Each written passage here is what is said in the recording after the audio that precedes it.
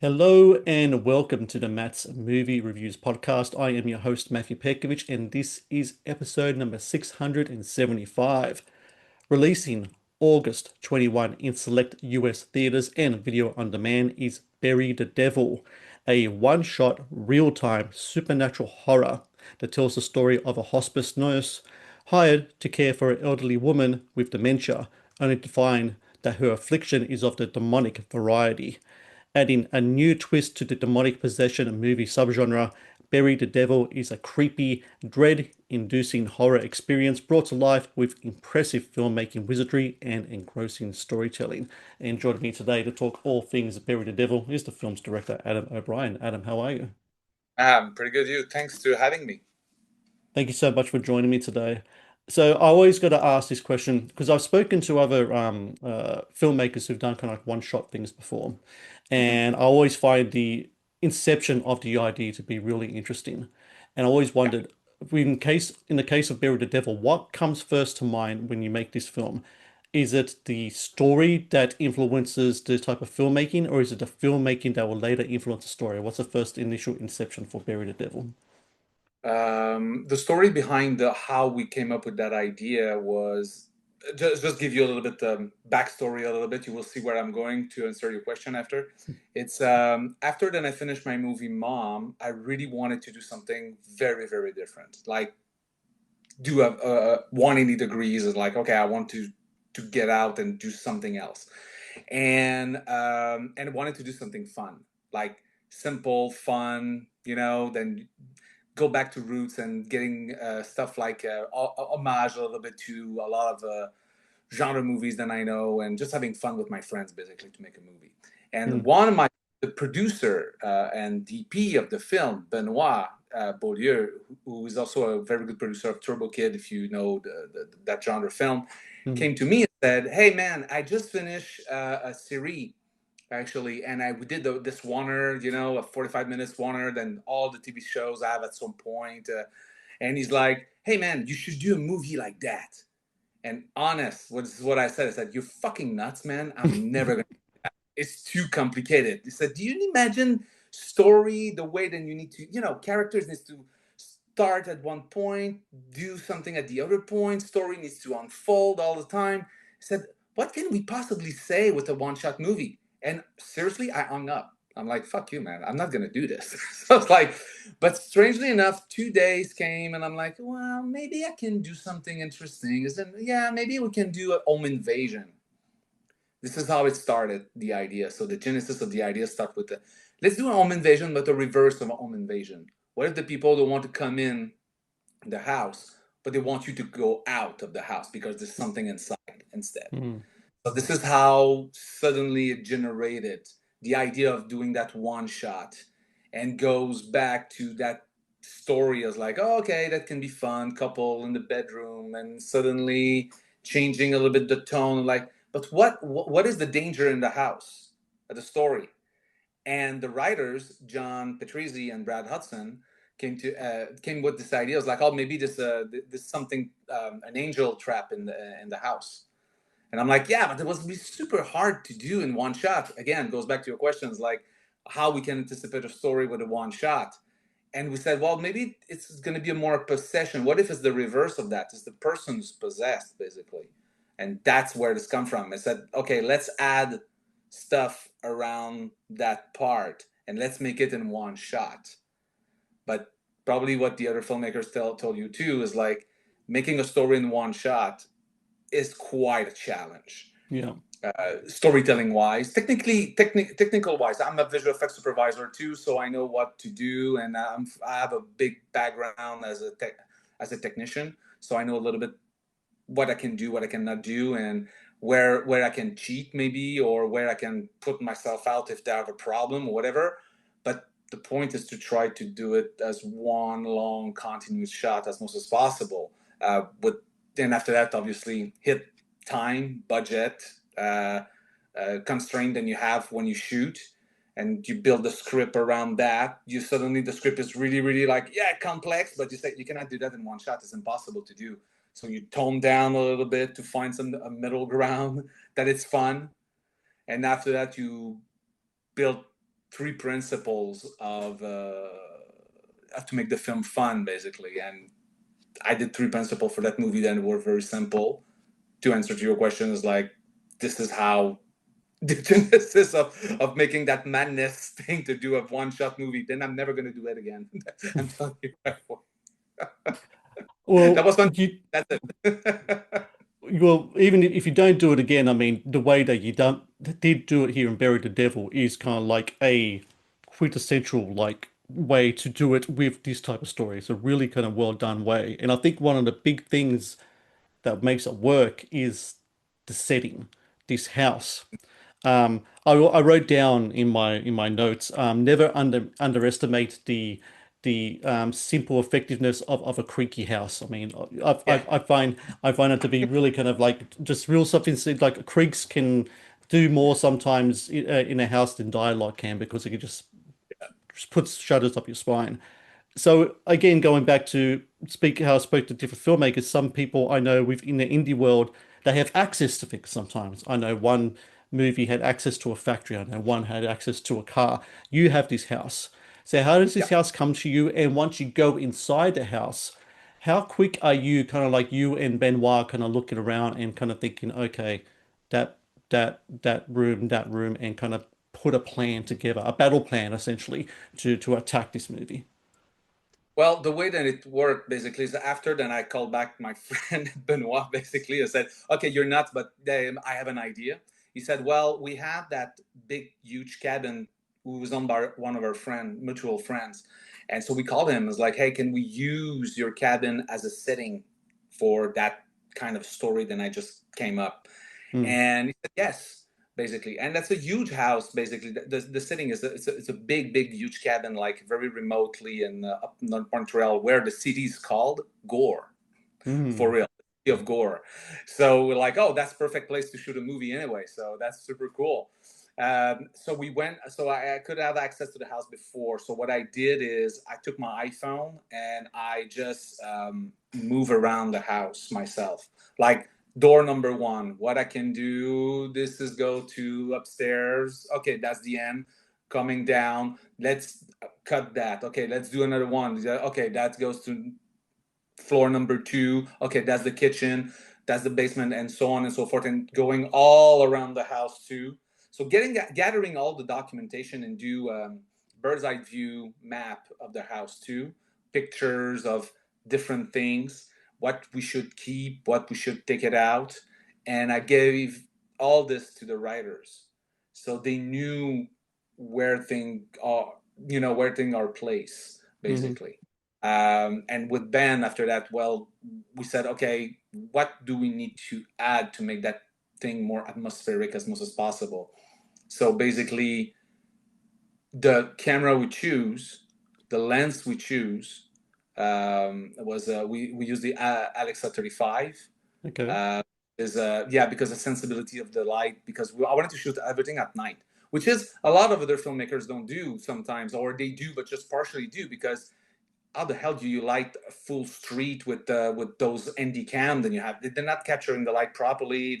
It become grainy sometimes or whatever. Me, I wanted to try to elevate that as high as possible, and that was a challenge itself to shoot all this at night in one shot. Mm. So where do you put the lights when you do in one shot? So you're in the middle. So we use that camera. I use a very wide lens and an ARRI 21 millimeters or 33 millimeters, because I wanted to have everything in focus. So the reason why is, yes, sorry, it's interesting to have that in focus so we can see a little bit more wide, but also because we're moving all the time. I said I cannot cut every 5 seconds if we have a problem in out of focus. So that's going to be a nightmare to do. So that's another reason why we use that. And along the way, we said, okay, that's a huge camera. What this cam on what we're gonna mount that camera? So we decided to go on a Ronin, basically. So this is just like the big cage with a Ronin. Mm. The issue we had is that I will tell you an issue we had with that. Once I was going with my iPhone and rehearse the shot just to get an idea about where to go and what to do by myself, or sometimes with non-actors, because I didn't get my actors till 2 weeks before to shoot. Okay, So that's the difference. That's also a very big difference here. So when we had the rig for the first time, the crew entered in the place a week before the shoot, and we discovered that the camera was too big. Mm. Rig was too big because it's a whole house. So the doorway are slightly tinier, just like inches here and there. So it's still a regular door, but just a little bit slightly less large than what we have today in modern day. So when you try to enter with the camera, you Yeah. can't. Right. You just think it's too big. So we needed to do like, okay, those kind of, let's go and quick turn. And so that's all part of the prep. Then we're like, oh my God, how the hell are we going to do that? So that's huge problems that we faced. And all those things add up to how we're going to prep to make that movie basically. And because it's a low budget, I didn't have the cash to just say, hey, let's let's get the actors like a 2 months, 3 months before and rehearse. So basically the real rehearse that I did with the actors was a week before. That's it. So everything else that I rehearsed was myself with with my iPhone and two people that were acting as actor. And I went through all this thing, that place, and put this thing together, watch it, do our little things, and that's it. So that's basically the process that we use for that run as a rehearse. That was crazy, and it was about, I think, if I recall, 50 lights. Then we set up all around the house and inside the house. So there's all eyed. We all eyed the light where we could, and they were all remotely, adjustable. So that was another challenge. Basically, it's like lighting a studio. This is what we did, but it's The not a sixth, studio. the Matt's Movie Reviews podcast is brought to you by TeePublic. TeePublic is the world's largest marketplace for independent creators to sell their work on the highest quality merchandise. With over 1.2 million designs, TeePublic is sure to have something you'll love. 6 days shooting as well, wasn't it? Yes, 6 day shoot actually. All at night. The it's a challenge, and a horror story of that is like we started with I shot in continuity obviously because it's a one shot. So basically, the way we did it is 15 minutes by day. That it's really 15 minutes straight. Mm. This is how we shot the movie. 15 minutes from we start, we cut when it's about roughly 15 minutes. The reason it was for helping everybody to just absorb, because again, we didn't have the time like adolescents or mads or boarding point or even 1917 to rehearse as we wish and just like Hmm. try to figure it out. We need to do it on the day. So Yeah. we rehearse for the full day, and we shoot 3, 4, 5 times, 5 takes, and that's it. This is what we had. So I had strategic place where I can do it. I can do my kind of I will say my invisible cut as much as possible. But so that was kind of the play that we need to do. So we shot 15 minutes all the time. So in continuity all the time, without cutting. Um, so that's basically the stretch. But I use invisible cut obviously. So that was not the point to do like a one straight long thing. It's just impossible to do with the time and the budget we had to do. Strangely enough, especially in the way that I shot it, like in more I will say more clean way, Hmm. like very like a camera just floating, not like in a frantic way like a lot of those movies sometimes do with a DSLR or something like that. Um, so I try to elevate the quality as high as possible, but with the budget that we had, basically. So that's the only possible way to do it. The But it is the challenge. I will tell you because you watched the movie. Did you know that? Yes, I had places where it didn't stitch, and I knew that. I knew that will happen. hmm. But I'm like, I want to make believe people where they think they are. Like, oh, it's dark. It's probably there. So we are turning the corner of a wall. It's probably there. Hmm. Well, and I have the proof to put together. And the Blu-ray, we're gonna see the proof of that actually. So I do kind of a comparison. So the cut are basically in your face. So that's where they are. Very And then you smooth, can very smooth transitions there. Very smooth. more than most smooth transitions, visual effects transitions, and Mm. you can really see them. It's very meticulously, and even places that I never thought about, because again we did 15 minutes, but sometimes that 15 minutes was good for the first 8 minutes, and I'm like, okay, that other part here is really interesting. It held the pacing or what I want to tell, and after that we're good to go. So how the hell I'm gonna put that there? Usually a cut will make it. So what I did is basically I figured out places where I can do a perfect blend in visual effects. So I play with my plates and my visual effects places and just rearrange the rhythm, the speed of the shots and make it like move. Just in the first 10 minutes, we have 8 cuts. Mm. I gotta we'll watch it and try to pick these up, I think. It's just fun. This is something we said. The challenge will be not like, oh, where the cuts are. No, it doesn't matter. The point is just like it's fun. It's just a roller coaster ride that I wanted to create at the end. But my challenge was where I can trick basically just for the fun of it. It's just Mm. fun. Mm. So it's not about a contest by itself. It's just like, hey, you think that it's there, but it's not. So sometimes beyond the wall, no, the reason why we went to that wall is because the camera was too big. That was very confusing. It's like, why are you doing the dark? Don't have choice. I need to turn to go in the Mm. freaking kitchen right now. So it's like that's hard. Or in the staircase. Poor guy. I tell you, the camera operator was like, I'm gonna die in those stairs. They're narrow stairs. The stairs were not the large like our stairs now today. It was just like, a few inch less. Mm-hmm. So when you have that huge camera and the key grip just starts to hold them, it's like, be careful. This is why sometimes the camera goes to a weird direction because he's trying, I'm going to die.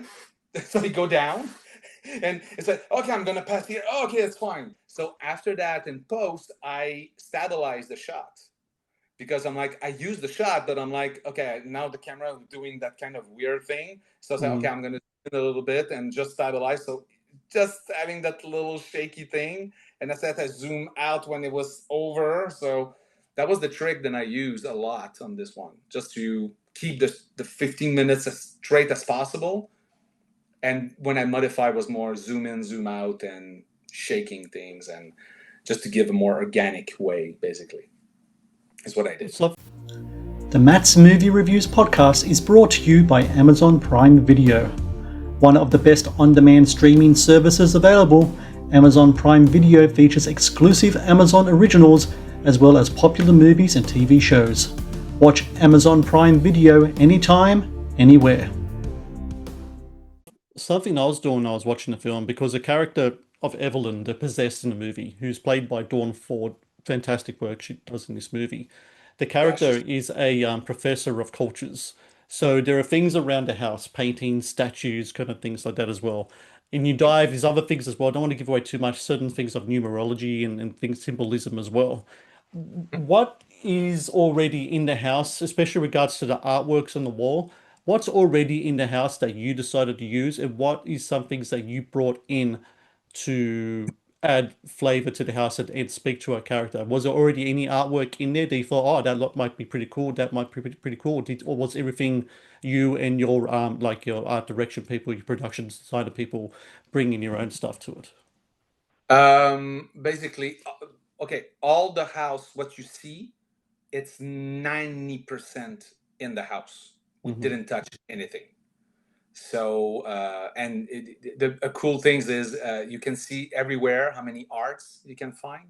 Mm-hmm. There's hiding hearts everywhere. So that's super funny to find. There's there's some paintings that we add because we need to put stuff on it. So then it was Mm-hmm. more story driven, So there's a few paintings like that. We add like maybe we replace a little bit, the furniture for our purpose. The carpet were not there.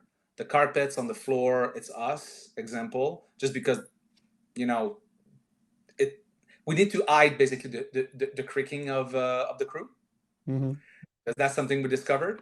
you know, when you have a camera operator and the actors and the sound guy and the drip and the focus puller, everybody walks in that house and is really creaking for real. How do Right. you get the dialogues? Mm. So we figured out then laying down a way of carpet will help a lot on the sound. Okay. So this is why we put that there. And also, well, we have blood and it's a whole house and it's Mm. not my house. So I Yeah. need to figure it out a cheap way, fast way to just reset. And so we had those carpet example. Um, all the basement though is something that we built. Okay. So built in a way that the basement is the basement, but the doors, we changed the doors. The floor, all the floor is a cushion about that thick Hmm. on the floor because we didn't want to have real concrete because just because what's happening at the end, you saw the movie, so what's happening at the end, so it was dangerous basically. So our stunt coordinator said, well, you need to have something on the floor, but you cannot, because we don't have any cut, you cannot just do a portion of it. So we did the whole floor like that with that Mm. cushion example. So this is little things like that we did. We built the deck was there, but not the light outside for the deck. So this is what we built. And most, like I said, 90% of the stuff, it's basically the house. The Evelyn's room, bedroom, it is exactly that. The pink room where it is, it's exactly that. The bedroom, bathroom, it's didn't really quite touch anything. Basically, it is Um, what it. Another thing that I wanted to ask, and the demonic possession subgenre is so prolific, like in horror filmmaking. When you approach that type of horror, what is it that you didn't want to do to differentiate yourself from other things? Because I've seen a lot of them. And what I Mhm. really liked about this film is that it doesn't do the usual kind of stuff like crawling on the walls and all that kind of crap, you know.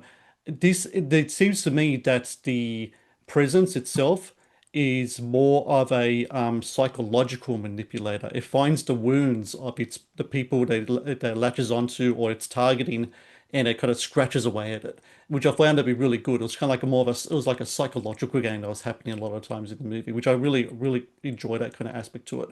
Was that something you want to really bring to the forefront to like do look at more at the intelligence and psychological manipulation of the demonic entity as opposed to the usual head spinning, crawling on walls kind of thing that's people just really just tend to go to all the time when they make films like this? Yes, you're 100% right. There's obviously when you have no budget, you need to be more creative, and that creativity come all what you're saying right now was like it's basically come from the creativity and the no money, so we need to figure out things. I could not afford those stunts anyway, and doing in one take is hard. Hard, yeah. It's like where do I hide that? Yes, there's stuff that I erase and effects, and it's fine. I can figure things out, but I'm like, yeah, it's not really about that. And the story okay. Bury the Devil. It's the middle of a bigger story than we wanted to Mm. tell anyway. And you are a big fan of that genre, obviously. And what is the code basically of the possession movie? And this is what we thought a lot about. I'm like, I don't want to do something similar to too similar, familiar. Okay, familiarity here and there of stuff, homage, the tape and the classic stuff that we have, and but it's the fun part. Okay, so it's all fun part. But I'm like, what is really possession? Okay, well, possession, when you go back in the days, is basically people who have probably mental illness, okay, or Tourette syndrome, when you say when they have change of voice and say cunt everywhere. So it's probably that. But because we didn't have nothing to explain what it is, and religious people just came in and we're in medieval time or whatever it is, it's like the demon or evil is inside that person. So that's when you cannot explain something. Sometimes people try to use stuff rather than rational stuff. They try to rationalize something that sometimes is not rationalized when you don't know what it is all about. So it's a lot about mental illness. So this is where it's come from a lot. I'm like, okay, what if it's a we talk more about someone who have dementia or Alzheimer, start to forget who you really are and how you transform you. So I was like, that find it very, very interesting. And the way that I wanted to do it, that movie, it's like a dream. I wanted to have Mm. something like a dream. And the camera represent a witness who just looking for an next prey, or um, just exploring, following Julia, but who's really following? Why are you hiding behind the wall? And why do you stop there? Mm.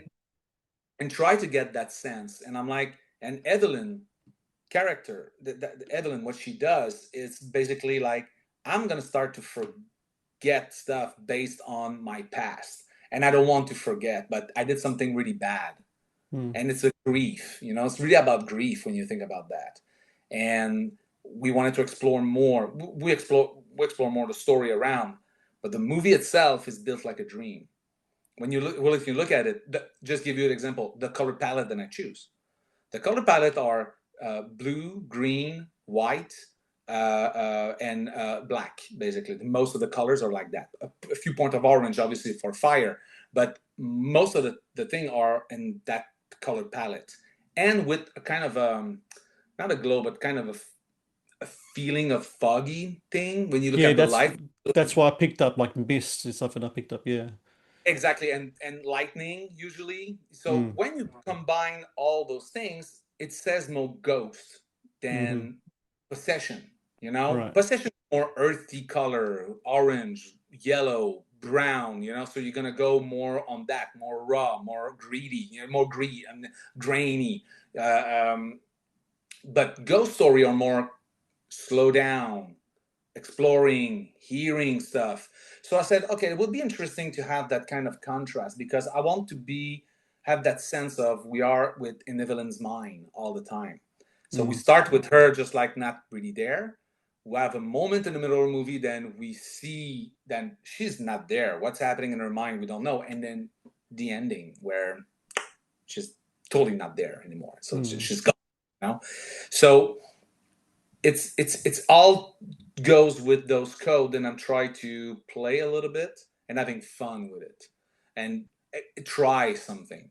I'm not saying that I nail it down every beat, but because of the one shot element, it give it kind of another layer. Then it's a little bit more hard sometimes to do. And there's many places I'm like, oh, if I can do just a cut, cut there, okay, we'll explain, it will be fine. But but again, it's about how we can get to that story and that character just a different way as most as possible. Some people will dig it, some other people don't, but I think it's really fun to watch that. It's different. It makes the thing different, actually. So the familiar story, I'm not gonna lie, familiar story. We did it in a purpose of it's just more easy the shoot, the form than the content. But in that content, which we had those subliminal things and those themes that are very interesting. And if you really pay attention, you're like, oh, it's more terrifying when you think about that than just like someone just crawling out the wall than we saw 1,000 times. Yeah. Well, I tell you what, you knocked it out the park here, Adam. You really did. You did a fantastic job. For everyone out Thanks. there listening in the US, August 21, select theaters, video on demand. Now, I got to encourage everyone, if there's a theater near you that is showing Bury the Dead, go watch this film in theaters. It is important that you see films like this in theaters because the craft is there, the story is there, it's engaging. Watch it with an audience. It's you will not be disappointed whatsoever. If you're going to watch it video on demand, bring your friends over, get that popcorn, get that pizza, watch it together, enjoy it. Because films like this come around once in a while. And take it from me, the guy who look at the posters behind me. I know what I'm talking about. Okay, so watch the movie, enjoy it, and I can't wait to see more of what Evelyn's story is going to be here, Adam. Because I think you have so many places you can go with this. I think maybe a prequel. I don't know. There could be a possibility, right? So Actually, look, you want to? I'm telling you, yes, it's a prequel. yeah, It's happening for real. We're gonna start to shoot the first week of November. that is awesome to So hear. yeah, that's Awesome to good. Just hear. explain a little bit more where we go, where Barry is the Barry we have right now, and the other one would be a total different way to to conceive the story. It's so different. It's a different style, different look, different, but as a purpose to this the Bury the Devil movie. So there's all a purpose. This has been taught before. So Bury the Devil, August 21, select theaters, video on demand.